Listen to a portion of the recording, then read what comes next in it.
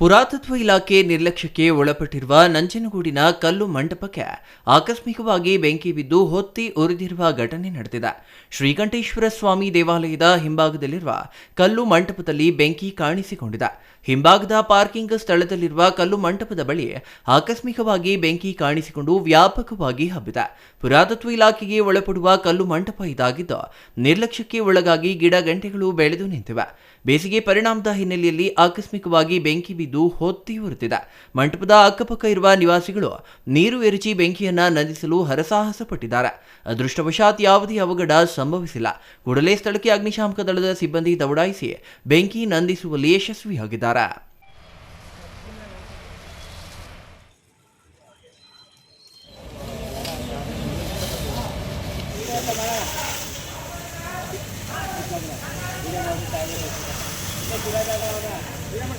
ಚೌಡ್ರ ಕಾಲದ ದೇವಸ್ಥಾನ ಈ ಆರ್ಕಿಯಾಲಜಿಕಲ್ ಡಿಪಾರ್ಟ್ಮೆಂಟ್ ಅವರು ಏನಿದಕ್ಕೆ ತಲೆ ಕೆಡಿಸ್ಕೊಳ್ಳಲ್ಲ. ಸುಮಾರು ವರ್ಷಗಳಿಂದ ಇದು ಹಂಗೆ ಬಿದ್ದಿತ್ತು.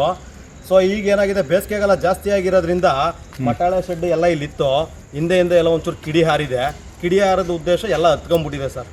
ಇಲ್ಲಿ ಆ ಕಿಡಿ ಅಲ್ಲಿ ಹಿಂದೆ ಯಾರೋ ಬೀಡಿ ಸಿಗರೇಟ್ ಸೇದಿ ಎಸ್ತಿದ್ದಾರೆ. ಕಿಡಿ ಆಗಿಬಿಟ್ಟಿದೆ. ಕಿಡಿಯಾಗಿ ಹತ್ಕೊಂಡು ಉರಿದೋಗ್ಬಿಟ್ಟಿದೆ. ಆಮೇಲೆ ಇಲ್ಲಿದ್ದವರು ಸ್ಥಳೀಯರು ಇಮಿಡಿಯೇಟ್ ನೋಡಿ ಫೈರ್ ಇಂಜಿನ್ಗೆ ಫೋನ್ ಮಾಡಿದ್ದಾರೆ ಸರ್. ಇದನ್ನು ಆ್ಯಕ್ಚುಲಿ ಬಂದು ಆರ್ಕಿಯಾಲಜಿಕಲ್ ಡಿಪಾರ್ಟ್ಮೆಂಟ್ ಅವರು ಇದು ಮಾಡಬೇಕು. ಇನ್ನು ಅದನ್ನು ಬಿಟ್ಟರೆ ಇನ್ನು ಸದ್ಯಕ್ಕೆ ಏನಿಲ್ಲ ಸರ್. ಇದು ಆರ್ಕಿಯಾಲಜಿಕಲ್ ಡಿಪಾರ್ಟ್ಮೆಂಟ್ ಅವರೇ ತಲೆ ಕೆಡಿಸ್ಕೊಂಡಿದ್ದಕ್ಕೆ ಕೆಲಸ ಮಾಡಬೇಕು ಸರ್. Kumar, CTV news, ನಂಜನಗೂಡ.